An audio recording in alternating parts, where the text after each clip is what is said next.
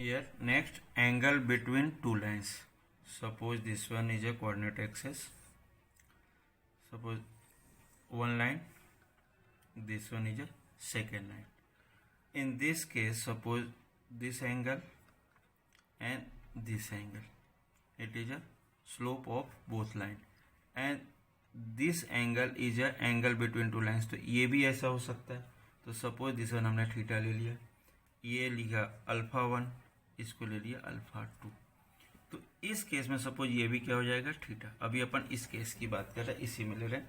L1 ये line use की, L2 use कर लिया, ये टू लाइन्स लिया.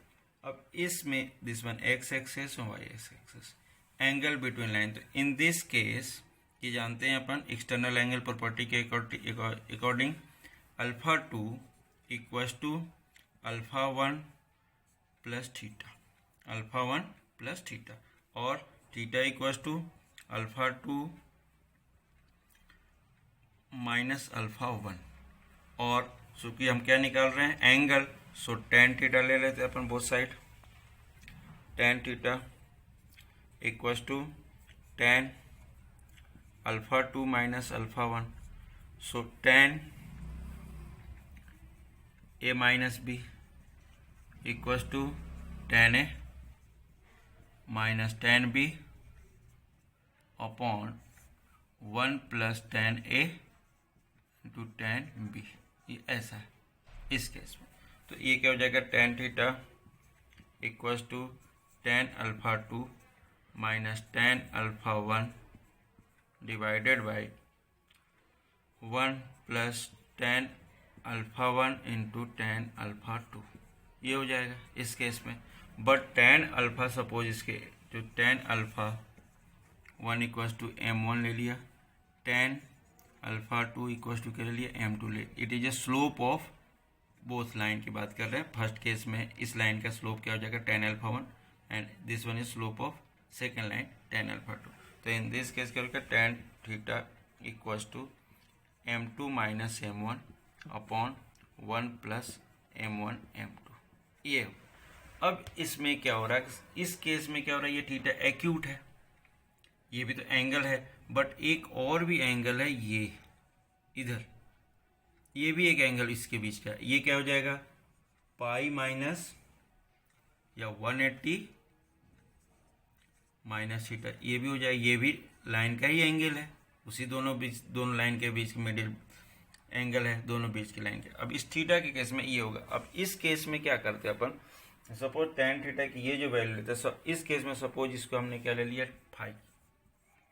तो टेन फाइव क्या होगा, equals to tan 180 minus theta. Means tan 180 minus theta means second quadrant में लाई कर रही है, तो माइनस टेन थीटा.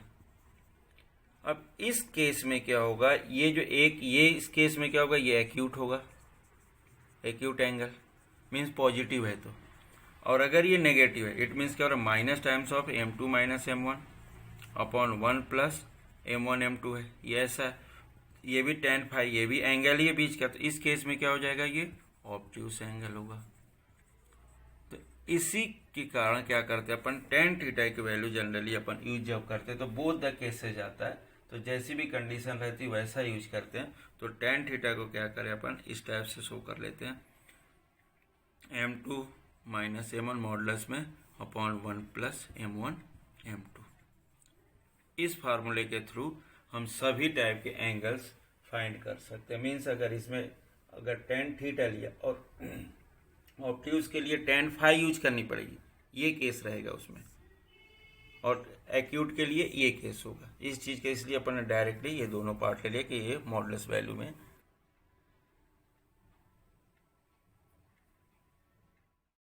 हाँ, सपोज अगर ये केस, तो ये फर्स्ट केस हो गया. सेकेंड केस की अगर हम बात कर रहे हैं, इसी में सेकेंड केस के, सपोज ये नेगेटिव हो गया, तो ये अगर नेगेटिव हो गया फर्स्ट केस थीटा, तो ये इस केस में क्या हो जाएगा, ये पॉजिटिव हो जाएगा. तो ये ऑब्ट्यूस हो जाएगा, और ये क्या हो जाएगा, इस केस में एक्यूट एंगल हो जाएगा. तो ये दोनों केसेस इसमें मूव होंगे, इस चीज़ का ध्यान रखना.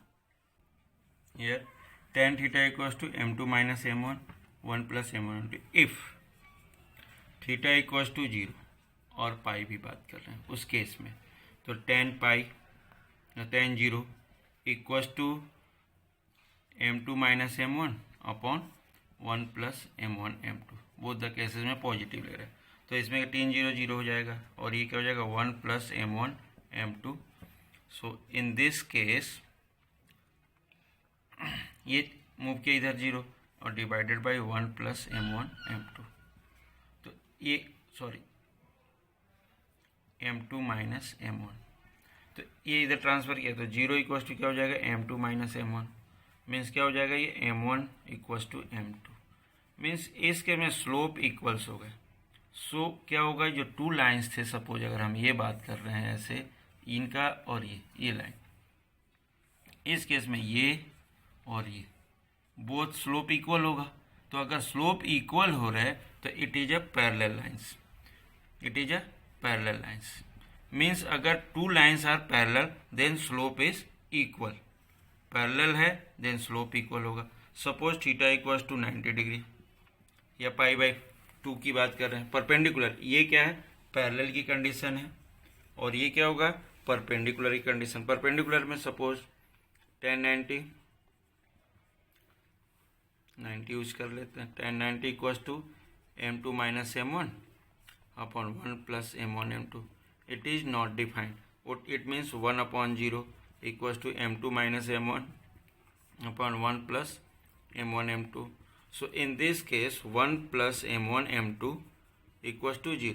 So m1 into m2 equals to minus 1. Means ये product of slope of both line. Means अगर ये बात कर रहे हैं अपन, ये एक लाइन है और एक ये लाइन है, और ये परपेंडिकुलर की लाइन की बात कर रहे हैं, मतलब इसका स्लोप सपोज m1 है, इसका स्लोप m2 है, तो इस केस में अगर प्रोडक्ट के रूप में इन दोनों का प्रोडक्ट करें तो ये अगर -1 आता है, so it is a perpendicular line, means ये perpendicular condition m1 into m2 equals to -1, और ये क्या होगा अगर स्लोप इक्वल है then it is a parallel lines. Collinearity of 3 points, means अभी तक क्या होता था, कोलिनियरिटी के लिए हम क्या यूज करते थे, एरिया ऑफ ट्रायंगल 0 हो जाता। सपोज ये अगर यूज कर रहे हैं, सपोज ये P है, Q है और दिस वन इज R।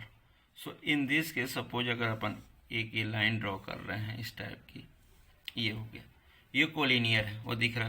तो इस केस में क्या हो रहा है, अगर इसकी बात कर रहे हैं, ये स्लोप मिल रहा, इंक्लिनेशन है सभी के, ये सभी इक्वल होंगे, इसका इंक्लिनेशन देखें, इसका इंक्लिनेशन देखें, तो इस केस में क्या होगा, कोलिनियर है ये पॉइंट, तो हम ये भी लिख सकते हैं कि स्लोप ऑफ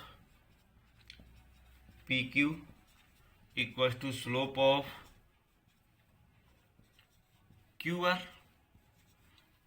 PQ का स्लोप वही होगा जो QR का स्लोप है, तो स्लोप के थ्रू भी अपन कोलिनियरिटी चेक कर सकते हैं, मतलब ये हर केस में क्या होगा, इसके एंगल इक्वल ही होंगे, क्योंकि ये कैसे कॉरस्पॉन्डिंग एंगल है, ये सभी इक्वल है, तो ये भी हो सकता है, जैसे अपने PQ लिखा, ये भी लिख सकते हैं slope of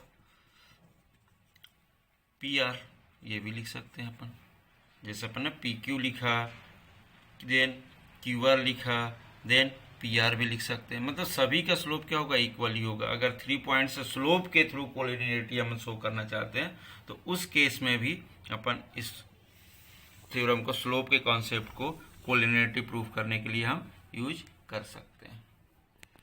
question, find the slope of line which makes an angle 30 degree with the positive direction of y axis measured anti clockwise. Means अभी तक अपन देख रहे थे कि स्लोप ऑफ अ लाइन क्या होता है, जैसे ये जो बात कर रहे हैं उनने क्या बोला कि positive direction of y axis, means इसके थ्रू एंटी क्लॉकवाइज यूज कर रहा, और ये 30 डिग्री है, ये गिवन इस टाइप का। Then find the slope of this line, इसका स्लोप, बट स्लोप क्या होता है, angle makes with the x positive direction of x axis and measure anticlockwise, मतलब ये जनरली इसका स्लोप है, ये 30 है, इट मीन्स ये भी 30 होगा, ये 90 हो गया, ये 90 हो गया, तो ये वाली जो वैल्यू कितनी हो जाएगी, ये 30 है, तो ये क्या हो जाएगा 60 हो जाएगा, तो ये कितना बनेगा, ये 60 है, तो ये पूरा होल 180 हुआ, तो ये कितना हो जाएगा 120 डिग्री। क्लियर है? कहीं कोई कन्फ्यूजन? मीन्स ये जो 30 डिग्री दिया ये यहाँ की वैल्यू दिए रखी है, ये वर्टिकली अपोजिट एंगल के थ्रू ये भी 30 डिग्री हो जाएगा, और ये 30 है और ये 90 है तो ये कितना हो जाएगा 60 डिग्री हो जाएगा ये, और ये 60 हो जाएगा तो ये पूरा कितने का 180 का है, तो ये कितना हो जाएगा 120 degree. Means slope of a line बात कर रहे हैं अपन, तो स्लोप ऑफ अ लाइन क्या होगा tan 120 डिग्री। मीन्स m की वैल्यू जो होगी हमारी tan 120, मीन्स ये क्या हो जाएगा tan 120 दिख रहा तो 180 plus minus 60 degree. Minus means ये कहाँ लाई कर रहा सेकेंड क्वाड्रेंट में, अब सेकेंड क्वाड्रेंट में लाइन कर रहा मतलब tan कैसा होगा negative, so tan 60 degree, so it is equal to minus tan 60 becomes √3। मीन्स इस लाइन का जो स्लोप होगा वो कितना हो जाएगा √3। ये चीज वर्डिंग में ध्यान देना, find the slope of line which makes an angle 30 degree with the positive direction of y axes measured anticlockwise, ये दिया उसने और हमें ये फाइंड करना। तो इसकी ये पूरी जो कैलकुलेशन होगी इस टाइप से होगी, और इसमें ये 120 डिग्री होगा और इसमें ये इस टाइप से इसको हम सॉल्व कर पाते हैं।